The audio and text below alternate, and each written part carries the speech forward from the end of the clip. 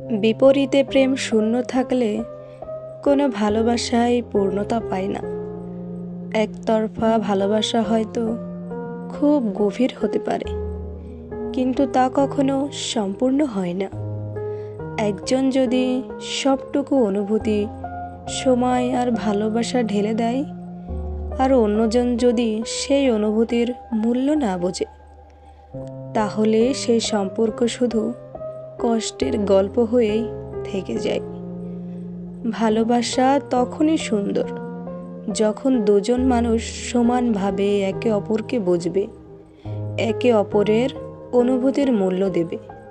কিন্তু যখন একজন অপেক্ষা করে আর অন্যজন দূরে সরে যায়, তখন সেই ভালোবাসা ধীরে ধীরে নীরব ব্যথায় পরিণত হয়। একতরফা ভালোবাসা মানুষকে অনেক কিছু শেখায়। অপেক্ষা, ত্যাগ, নীরবে কাঁদতে শেখায়, তবুও সত্যিটা থেকেই যায়।